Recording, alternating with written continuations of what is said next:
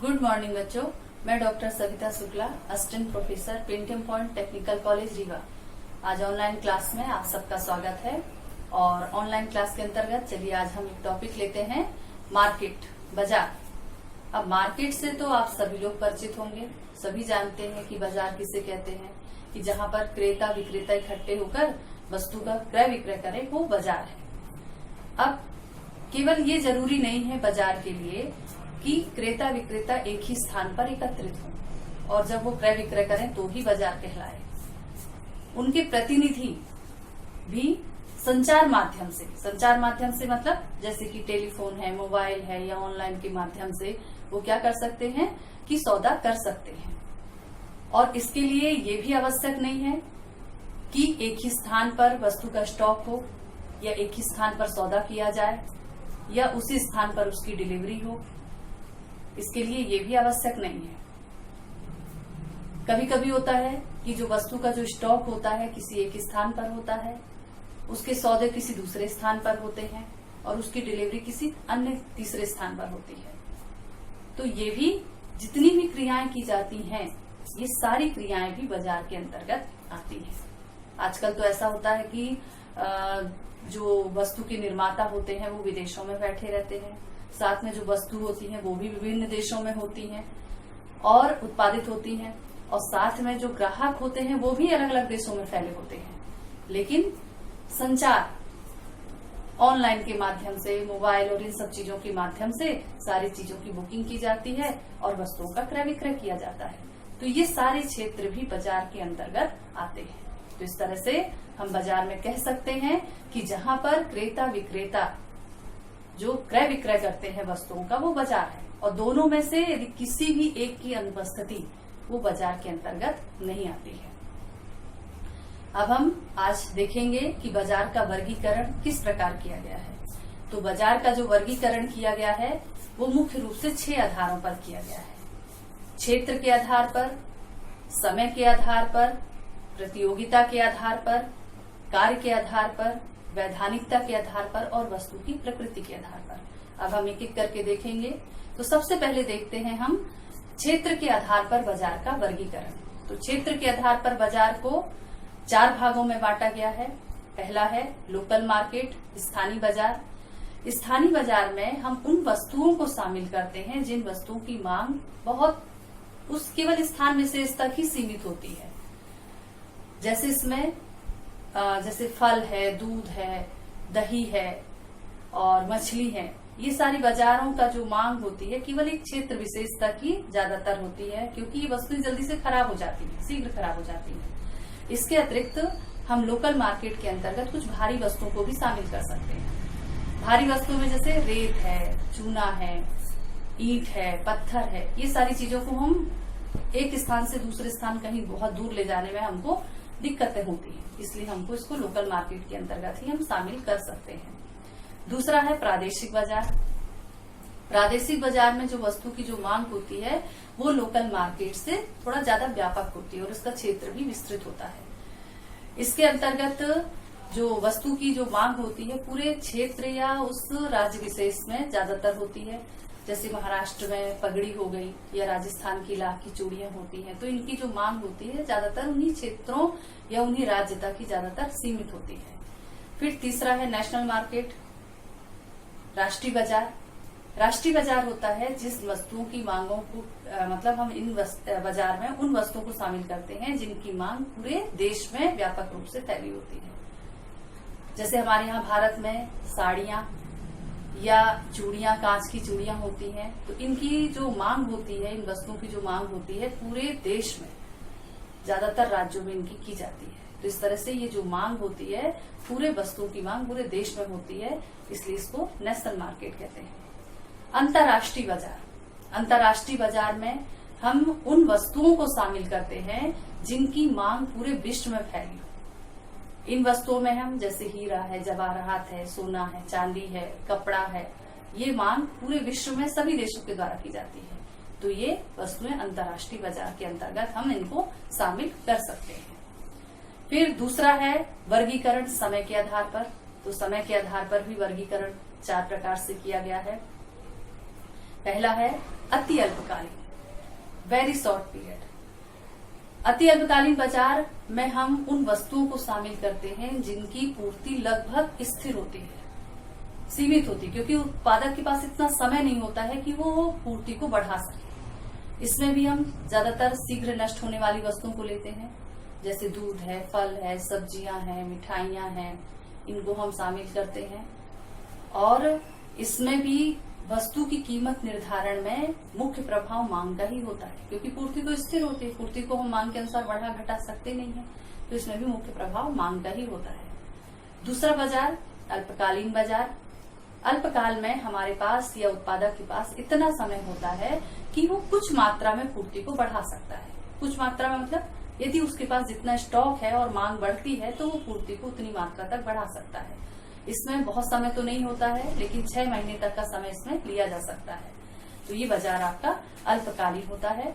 और इसमें भी कीमत निर्धारण में चूंकि पूर्ति ज्यादातर स्थिर होती है, तो कीमत निर्धारण में मांग का ही मुख्य स्थान होता है। फिर तीसरा होता है दीर्घकालीन बाजार। दीर्घकालीन बाजार में जो उत्पादक होता है, विक्रेता होता है, उसके पास इतना टाइम होता है कि वो वस्तु की मांग और पूर्ति दोनों को समायोजित लगभग कर सकता है। मतलब उसके पास इतना टाइम होता है कि वो पूर्ति मांग के अनुसार पूर्ति को बढ़ा और घटा सकता है। इसमें हम जो टिकाऊ वस्तुएं होती हैं, जो लंबे समय तक सुरक्षित रह सकती हैं, जैसे आपका अनाज है, कपड़ा है, फ्रिज है, कूलर है, टीवी है, इन सब वस्तुओं के बाजारों को शामिल करते हैं। फिर चौथा बाजार होता है अति दीर्घकालीन बाजार। अति दीर्घकालीन बाजार में हम ऐसे बाजार को लेते हैं जिसमें उत्पादक के पास इतना टाइम होता है कि वो पूरी तरह मांग के अनुसार पूर्ति को या पूर्ति को मांग के अनुसार समायोजित कर सकता है। मतलब वो पूरा का पूरा प्लांट यदि बदलना चाहे तो पूरा का पूरा प्लांट भी चेंज कर सकता है। और इस बाजार में मांग पक्ष और पूर्ति पक्ष दोनों में बहुत अधिक परिवर्तन हो जाते हैं। मांग पक्ष को यदि हम देखें तो जैसे मांग करने वाला उपभोक्ता होता है, तो उपभोक्ता की आय है, रुचि है, फैशन है, रीति रिवाज, ये सारी चीजें बदल जाएंगी, तो मांग पक्ष बदल जाएगा। दूसरी तरफ जो पूर्ति पक्ष होता है, पूर्ति पक्ष में उत्पादक आता है, तो उत्पादक नई नई तकनीकी है, नए नए आविष्कार है, अनुसंधान करता है, मशीनों, इन सब चीजों का प्रयोग करता है, तो पूर्ति पक्ष में परिवर्तन हो जाता है। तो इस तरह से दीर्घकाल में मांग और पूर्ति दोनों की शक्तियां प्रभावशील होती हैं और कीमत निर्धारण में दोनों का महत्वपूर्ण स्थान होता है। अब हम तीसरा वर्गीकरण देखते हैं प्रतियोगिता के आधार पर। प्रतियोगिता के आधार पर भी बाजार को 3 भागों में वर्गीकृत किया गया है। पहला है पूर्ण प्रतियोगिता, परफेक्ट कंपटीशन। पूर्ण प्रतियोगिता कहलाती है कि जहां पर क्रेता विक्रेता बहुत ज्यादा संख्या में हो और दोनों में से कोई भी व्यक्तिगत रूप से किसी भी वस्तु को प्रभावित न कर पाए, उसकी कीमत को प्रभावित न कर पाए, और वस्तु की जो मांग होती है उत्पादक के उत्पादन के लिए पूर्णतः लोचदार होती है। कीमत भी एक होती है, वस्तुएं पूरी तरह से समरूप हो, उनमें किसी भी प्रकार का कोई अंतर ना हो, फर्में बाजार में आसानी से प्रवेश कर जाएं और जब चाहे प्रवेश बाहर निकल जाएं। और हम इसमें ये भी शर्त होती है या इसकी जो विशेषता होती है कि इसमें क्रेता विक्रेताओं को बाजार की पूरी जानकारी रहती है कि कौन सी कीमत कहाँ पर किस जगह पर वस्तुएं बेची जा रही है, ये सारी चीजों को उनको पूरा जानकारी रहती है। साथ में इसमें यातायात लागत को भी शामिल नहीं करते हैं। तो यदि किसी बाजार में ये सारी विशेषताएं पाई जाती हैं तो हम उस बाजार को पूर्ण प्रतियोगी बाजार कहते हैं और इसमें जो मांग होती है पूर्णतः लोचदार होती है। दूसरा अपूर्ण प्रतियोगिता बाजार, इम्परफेक्ट कंपटीशन। अपूर्ण प्रतियोगिता बाजार वह बाजार होता है कि जो हमने पूर्ण प्रतियोगी दशाएं देखी कि किसी बाजार में पाई जाती हैं, उनमें से यदि किसी भी एक दशा का अभाव पाया जाना बाजार को अपूर्ण प्रतियोगी बना देता है। जैसे यदि क्रेता विक्रेताओं की संख्या कम हो जाए, वस्तुओं में विभिन्नता हो जाए, अंतर आ जाए, या फर्मों की प्रवेश और बहिर्गमन में कुछ कुछ कठिनाइयां आ जाए, यातायात लागत को शामिल कर लिया जाए, तो वस्तु की कीमतें अपने आप कई हो जाएंगी, अलग अलग हो जाएंगी। तो यदि ये सारी चीजें शामिल हैं तो वो बाजार को अपूर्ण प्रतियोगी बना देती हैं। फिर तीसरा एकाधिकार। एकाधिकार का मतलब होता है जब किसी वस्तु पर किसी फर्म या किसी विक्रेता का या उत्पादक का पूर्ण रूप से एकाधिकार हो तो वो कहलाता है एकाधिकारी बाजार। मतलब उस वस्तु की पूर्ति पर केवल एक मात्र उत्पादक या जो विक्रेता होता है उसका अधिकार होता है।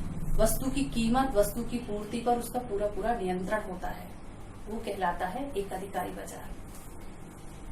चौथा है कार्य के आधार पर। कार्य के आधार पर बाजार को हम 4 भागों में बांट सकते हैं। एक होता है विशिष्ट बाजार।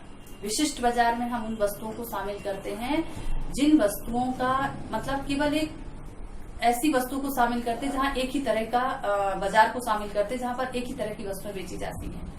जैसे मान लीजिए हम अनाज, जब मतलब केवल अनाज एक जगह पर बेचा जाए, क्रय विक्रय किया जाए, तो वो कहलाएगा विशिष्ट बाजार। उसको हम गल्ला मंडी कहेंगे। जैसे मान लीजिए सोना चांदी, किसी एक स्थान पर केवल सोना चांदी की ही क्रय विक्रय हो, तो वो बाजार भी विशिष्ट बाजार के अंतर्गत आएगा। उसको हम जैसे सराफा बाजार कहते हैं। तो जैसे कपड़ा बाजार, वहां केवल कपड़ा ही खरीदा और बेचा जाए, तो वो कपड़ा बाजार। तो इस तरह की मार्केट को हम विशिष्ट बाजार के अंतर्गत शामिल कर सकते हैं।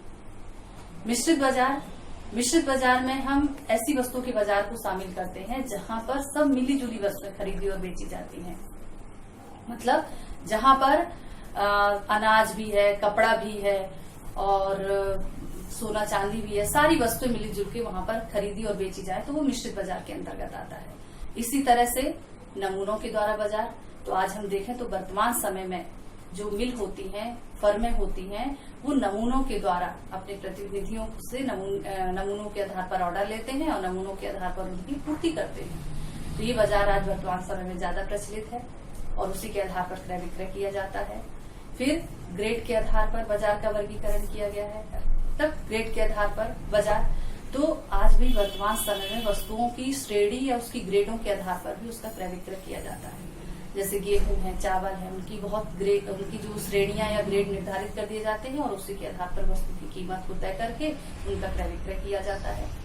फिर चौथा है वैधानिकता के आधार पर बाजार का वर्गीकरण। वैधानिकता के आधार पर मतलब उचित बाजार और अनुचित, फेयर और इलीगल बाजार। फेयर बाजार होता है जहां पर सरकारी जो नियम कानून होते हैं पूरी तरह से उनका पालन किया जाता है और वस्तु को एक उचित कीमत पर ही खरीदा और बेचा जाता है, तो वो उचित बाजार होता है।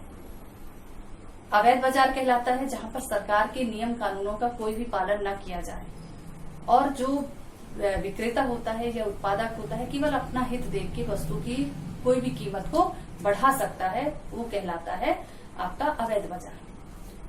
फिर लास्ट में हम देखते हैं वस्तु की प्रकृति के आधार पर बाजार का वर्गीकरण। वस्तु की प्रकृति के आधार पर जो बाजार होता है वो 3 प्रकार पर होता है। एक उपज बाजार। उपज बाजार का मतलब प्रोडक्शन मार्केट, जहां पर उत्पादित वस्तुओं को ही खरीदा बेचा जाए, वो आपका उत्पादित बाजार कहलाता है या उपज बाजार कहलाता है। जैसे कपड़ा है, सब्जी है, इन सब चीजों का बाजार। दूसरा है स्कंद, स्टॉक मार्केट, मतलब जहां पर शेयर, सिक्योरिटी, प्रतिभूति, इन सब चीजों का जो क्रय विक्रय किया जाता है वो आपका स्टॉक मार्केट कहलाता है। फिर तीसरा है धात्विक बाजार। धात्विक बाजार मतलब जहां पर सोना चांदी ये सारी चीजों धातुओं का क्रय विक्रय किया जाए, वहां पर वो धात्विक बाजार कहलाता है। तो इस तरह से बाजार को इन वर्गीकरण पर या इन आधार पर बाजार को वर्गीकृत किया गया है और यहाँ पर वस्तुओं के जो क्रेता विक्रेता होते हैं पूरे बाजार में फैले होते हैं और इनमें से यदि कोई भी अनुपस्थित हो जाए तो फिर हम उसको बाजार की श्रेणी में लाके नहीं खड़ा करते हैं। तो थैंक यू।